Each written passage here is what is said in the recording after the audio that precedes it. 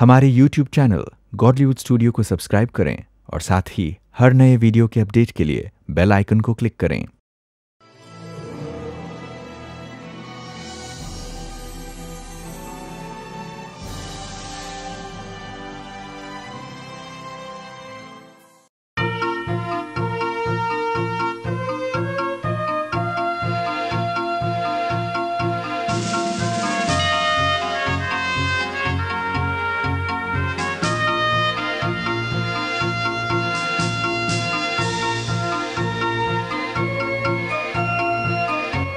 No matter what, I am feeling great.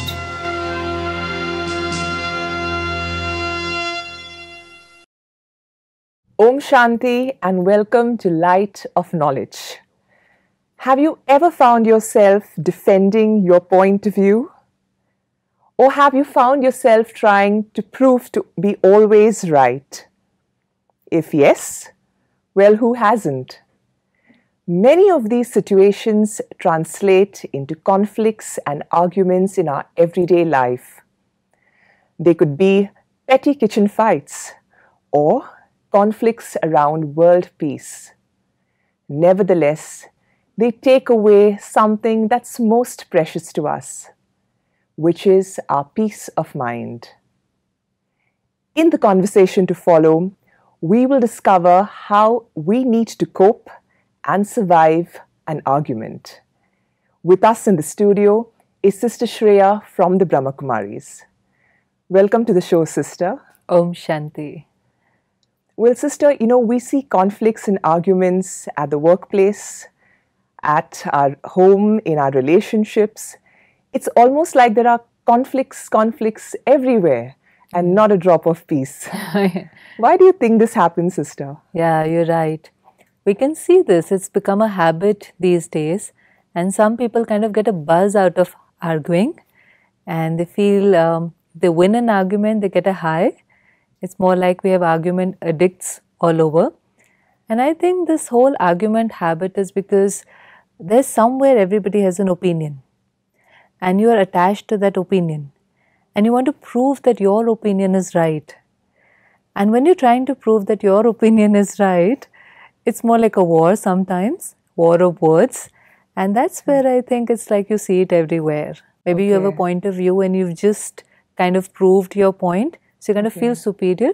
And when you feel kind of superior, you kind of feel happy. You feel like you've proved a point. It's like we have an opinion and everybody has an opinion. It's nothing new. But we are kind of very attached to our opinion. The other person also has an opinion. And they are also kind of attached to their opinions. So both the parties are trying to prove each other's opinion. So it's more like battling of words. It's sometimes you're trying to attack, sometimes you're trying to defend. So it's more like a war. And for other people, sometimes it can be totally an entertainment. Yeah, actually. Yeah. But so we're just trying to win. Is that what you're saying? We want to win? Yeah, because that winning kind of gives you a high. That winning an argument gives you a high. But a lot of us don't realize that sometimes in winning a point, we create a lot of anger also. If you see a lot of arguments, they're not a peaceful discussion. Yeah. And you can see people getting fearful that you may try to defend my point. They feel a little threatened that they will lose the argument. So you see them in a state of fear. At the same time, you can see a lot of anger. You see them getting irritated, frustrated. You can see the voice raising, and that's why, like you said initially, that you lose your peace of mind. So there are times that you can win an argument outside. If you think of an argument, when you're trying to share your point of view, you don't really think of winning. Maybe winning is like something at the back of your mind. But you really want yourself to be heard. You want that person to hear what I'm saying. And you keep repeating yourself, again and again and again till that person really understands. Is that what you're saying attachment is? Yeah, it is like we want to be heard, and which is fine. We want to make our point very, very clear. But you also have to see the other person. Sometimes the other person is not in that state, and you can see they just want to be heard. It's more like both the sides feel that they're right, and they want each other to hear the other person. But somewhere they're not able to hear the other person and just can hear themselves. And that's what the anger is. Anger is too much talking. It's only when you're peaceful can you hear. So sometimes when you really need to make a point clear, we need to also see that the other person is very relaxed and is peaceful. I actually feel if you see the other person going all up and down, it is better if we keep quiet in that moment. It's not that we don't make a point clear, but just for that moment, if we can listen to them, because they're also expecting the same thing. So if you see from their point of view, they're also expecting you to hear them.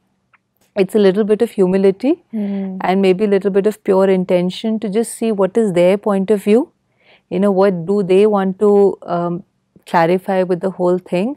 And if we keep quiet for a while, listen to them, send them that energy of respect that, yeah, you have a point of view, more like that. I think there's a possibility that they will give you the same time and energy and they will listen to you. But don't you think, sister, if I keep quiet in an argument, and it could be in a relationship, it could be at work, I think the other person is really going to consider me to be somebody very weak. That, next time I have an argument with you, this girl is going to keep quiet and I'm going to have my way. See, weak is something if you don't put across your point. Okay. If you're more like submissive or in fear or you just keep shut, where you have a lot of storm in your mind, you want to say things but you're not saying. Sometimes a lot of people feel that if we don't say things, we'll look like very obedient or very humble or, but it's not like that. We will put across a point. We're not weak. In fact, if you see in an argument, it takes a lot of courage to keep quiet then. Actually, if I think about it, because you really have to draw in all your strength to not say something nasty back to the person when you're so tempted to say something nasty back. So it doesn't take a lot of courage to say things back. It takes a lot of courage to actually be humble and listen to the other person. And like again, I'm saying it's not that you will not put across your point of view. You will put across your point of view. But we have to see that the other person is in that state of mind where he's ready to listen to me. Okay. And it's like, it's the egos which are fighting, and the ego which is saying that I am right. It's the ego which is saying that you are wrong. It's more like that.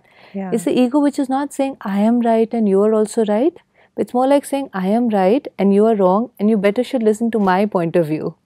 But that's true, sister. If one person is right, doesn't the other person have to be wrong? Just yesterday I was talking to my brother and it was raining here, so I happened to tell him, I said, oh, it's raining, it's so wonderful, it's so nice. And he's like, nice?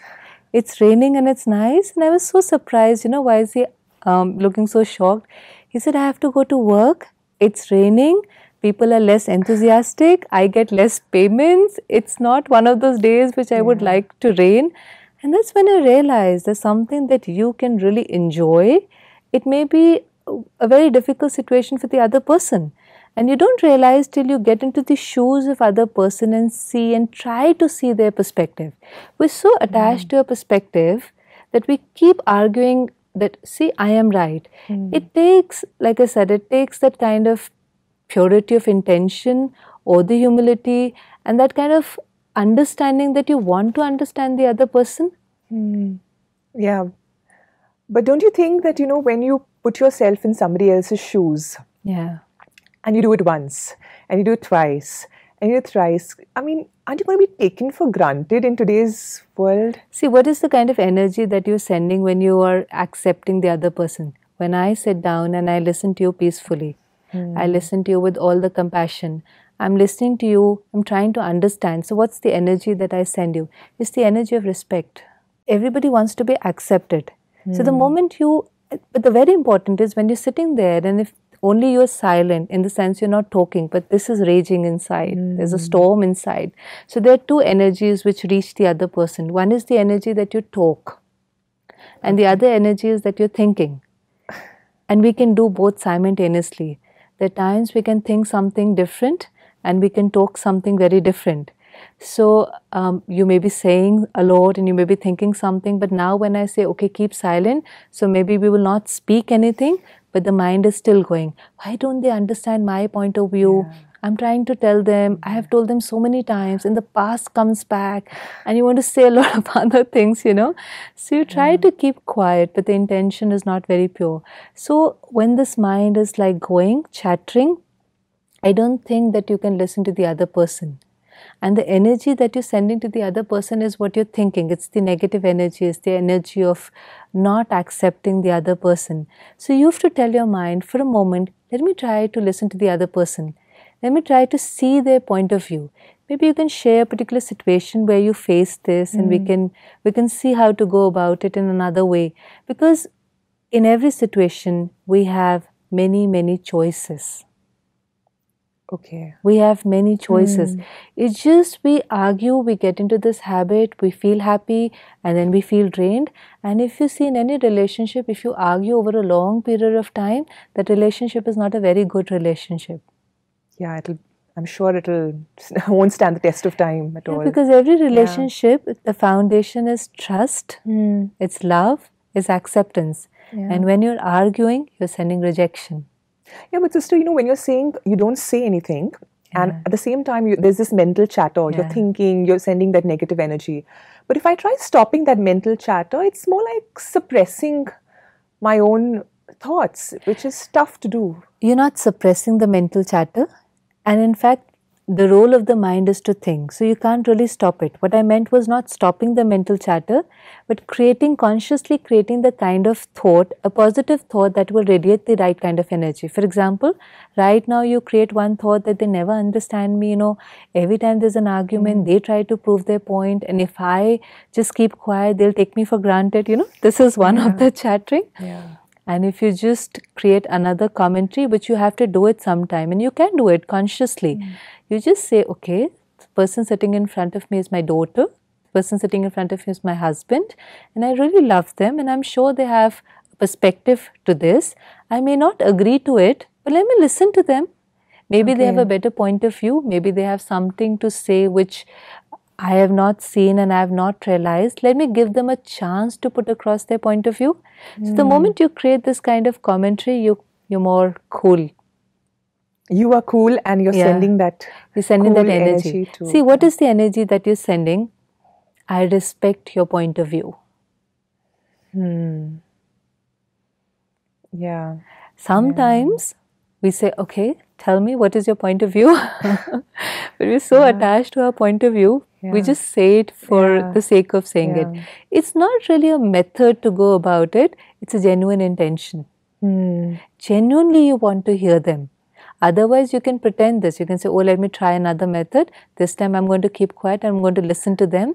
But you can be very attached to what you have already decided. Yeah, because you may feel, I hear your point of view, but I honestly think my point of view is better than your point of view. So that is this deep attachment. That is deep attachment.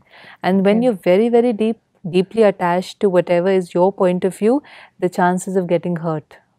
The chances of getting hurt is because the person you're talking to, anybody who's in front of you, will have a different point of opinion, will have a different perception to whatever you're saying, which does not mean that they are wrong. It's just, which is their opinion. It's different from yours. And they're not kind of insulting you or rejecting your opinion. It's just different. Yeah, actually, that's very empowering. From being wrong to being different, I think it'll diffuse so many conflicts. Yes. And that's the respect, no? And the most important thing is, whatever their point of view is, you don't have to agree with it. Okay. You just have to accept it. So when I accept it, what am I saying to the other person? For example, you're arguing on something like... maybe I could do a scenario from my own life. Yeah, maybe. Would that be helpful? Yes, okay, why not? So maybe then you can advise me. Yeah. So I have a daughter who needs to be dropped to school. Okay. And I drop her to school every day. And one day I tell my husband, why don't you drop her to school? And he says, no, I have an important call and I can't do that. And I say, but you work from home. It's so much easier for you. Why can't you do that?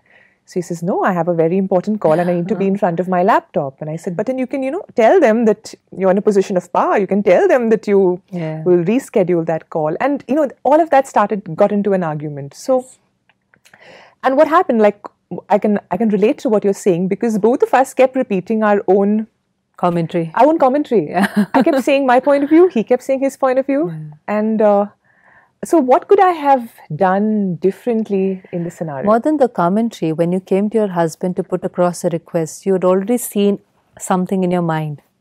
You'd seen a scene in your mind where you went up to your husband, and it's very subtle, it happens very fast. So when you go up to somebody to request, you have kind of already seen the scene in your mind where you went up to him, you requested, he easily accepted, he took the daughter, took her to the school. Yes, yes, I did the whole thing, correct.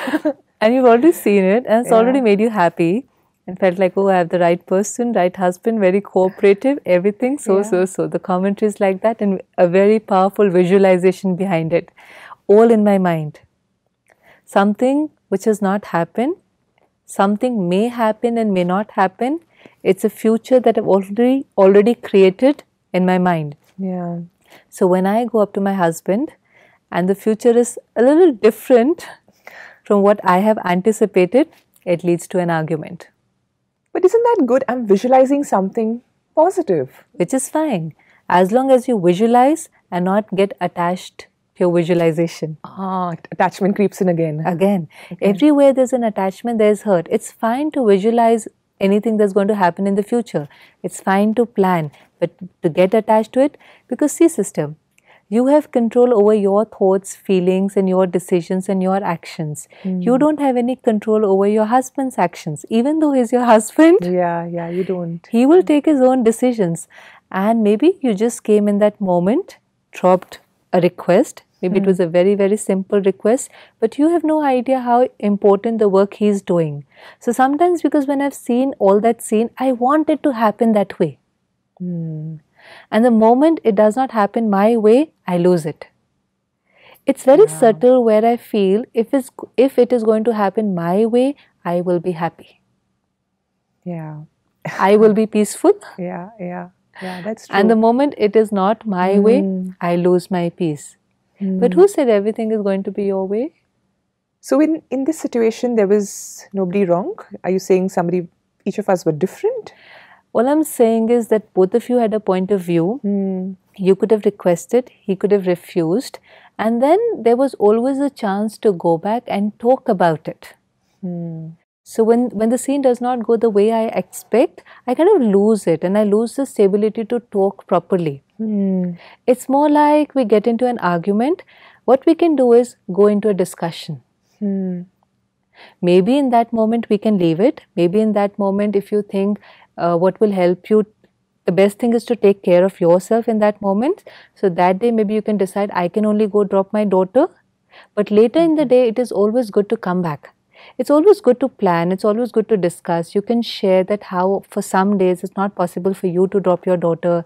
Can you, it's very different when you have a discussion. You accept the other person. You accept that I can understand you might be busy at this moment, but just expecting to do them in that moment creates a lot of anger. I think that was mistake number one that I did. I visualized it and I expected it and I got too attached to it. Yes. And maybe then now, if I have to look back and do that scenario again, I think I have to keep calm, is what you're saying. So stop the vocal noise. And how do I stop this? So what do I tell myself? Because in my mind, I'm saying, oh, he can't do this. He always does this. He never helps. So this is the mental commentary. This is after the argument you're talking about? So this is like during the argument when he says no. So I need to silence this noise as well? You don't have to create this noise. Okay, I don't have to create it. You don't have to create this noise. It's very difficult to stop it. Once the noise starts, it's very difficult to put a full stop. The very first thought that comes in your mind, which is negative, it's very important to take a step back in that moment. See, argument is always when it's many, many, many thoughts and many, many, many words. It could have just stopped where you request him, and if he refuses politely, that moment you can decide, make a decision, do it yourself, come back and talk about it. Okay. Ego says now. Yeah. The beautiful word in Hindi for ego is abhiman, which says abhiman. Listen to me right now. Yeah, it's like I want it to happen I want it to happen right now. Do it my way right now, because then I feel superior, then I feel happy. And the more you try to, when we use this kind of approach, the other person feels very controlled. They feel the kind of force that comes from the other person. And even if they can do it, let me tell you, they will not do it. Yeah, just to spite you. Nobody likes to be controlled. Nobody likes to be possessed. Nobody likes to be told what to do. If it's a very nice request and if it's possible for them, I think they will do it. But when it gets very controlling, you have to do it now, then it's like, even if you can do it, you don't want to do it. Okay. So the moment these negative thoughts come in my mind, and you're saying don't start the negative commentary, I need to maybe speak something positive about him, say something? It's more like you prepare yourself before. Okay. Normally we tend to have arguments with the same kind of people if you see in the day. They are the same people who press our buttons and who trigger that kind of feeling within us. And if you think there is somebody who you have this kind of relationship, so it's better to be a little prepared before you go to them. And you put in a request or whatever you need to talk, but you be ready for both the things. The visualization it is going to happen this way. Let the visualization be, okay, if this happens, I will be happy. If this happens, I will be happy. So you visualize both the positive and the negative outcome. It's more like you're prepared for everything. Okay. In the sense your happiness is not kind of dependent on how things are going to be. I mean, if you look in the day, how many things anyways go your way? Yeah, not many. Though you visualize everything going your way. Yeah, because you want everything to be your way. You want the world to dance to your tunes, but it does not happen. And there's this kind of little programming which says, when things happen my way, I will be happy. When things happen my way, I will be peaceful. When I win an argument, so it's so dependent, and it's more state of mind. So you take care of the state of mind. Mind is like these thoughts, so you take care of your mind, and how you prepare is, either ways it is okay. But it's either not ways okay. It is okay. Yes, it is not okay in the sense is not playing the role. When I say either ways it is okay, it's either way okay, as in it's connected to my state of being. Either ways, whether he agrees to take the daughter to the school or he does not agree to take the daughter to the school, I'm going to be okay. I'm going to be stable. I'm going to be peaceful. I'm not going to lose my calm because I can't control the other person, because in trying to control the other person, you're losing your control. Over yourself. Yes. See, it's so subtle. The moment from peaceful, you're becoming agitated. The moment from calm, you're becoming disturbed. Your energy is getting drained. In trying to control the other person, what's happening to you? Yeah, I didn't think of it actually. And when you lose control, then you say things you didn't want to say. Yeah. And you'll be nasty. Yes. So it impacts your state of mind, and you also kind of disempower the other person. It really impacts me when I'm saying something nasty, because I feel very powerful, when I'm shouting, or when I'm in a position of control, when I'm saying something very aggressive to another person. I actually feel strong. And you're saying that it actually impacts me? What happens after the argument? See, during the argument, you may feel very good because it's a buzz. It heightens your attention. The adrenaline goes through your body. There are too many hormones that are secreted. You feel very alert. And you may say very sarcastic. It's a very perverted form of joy. But you may say something and you see their face dropping. So all this is kind of a stimulant that makes you feel very good for a while. But honestly, go back and see every argument that you've had. Once the argument is over, and even if you won the argument, what's the state of mind? How do you feel then?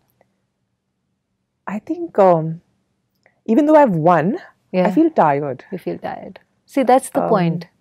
That's the most important thing, that even after everything has happened, you feel tired. And do you want to argue again? Yeah, then you feel like you need to replenish your energy to have another argument. Of course, because it's an addiction. Once again it's happening, you're back into that mode, you're back into that defensiveness, you attack, you say things, you hurt the other person, and in the process you're hurting yourself so much. And you're also disempowering the other person. It's also going to impact the relationship over a period of time, because you're sending a lot of negative energy. When you're hurt, you say very nasty things to the other person. And sometimes the other person can be very weak and hold on to those things for a very, very long time. See, happiness is a state of mind. But if you not have that very cool and calm state of mind, you use some or the other stimulant. So you use argument as a stimulant. And when you prove a point, You feel good. You feel good. Oh. You feel good by putting somebody down. So it's nothing but an external feel-good. It's an external feel-good factor, Factor. and then you want to go back to it again and again and again. And sometimes if you see, you see somebody, you kind of say nasty things to the other person. You see their face dropping, and the others making fun of it. Sometimes I've also seen people do it to seek attention. When you're having this argument, and there's somebody you pick up, anybody, the sad day for that person. Yeah, you're the subordinate. You're the subordinate. colleague. Could be a friend also. A lot of times you see all these friends sitting, and this person was able to make remark after remark, remark after remark, say something very sarcastic. All these people laugh. This person gets a lot of attention. A lot of times you can do it for attention also, because you get a lot of attention, you get a lot of appreciation. There will be somebody who will just say, oh, he always has something to say back, he's very good with it, he's very good with words.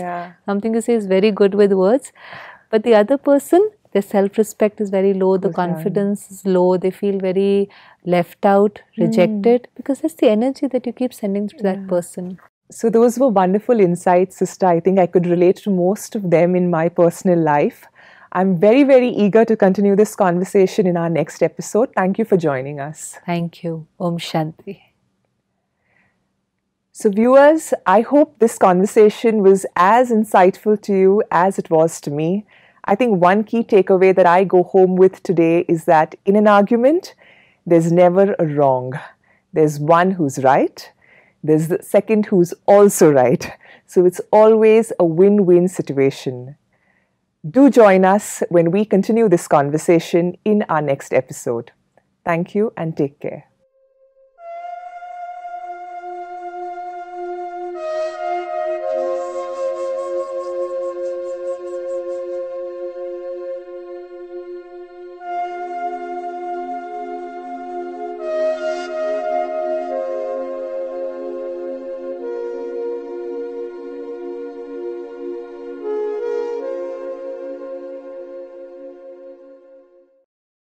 हमारे YouTube channel Godlywood studio को subscribe करें और साथ ही हर नए video के update के लिए bell icon को क्लिक करें।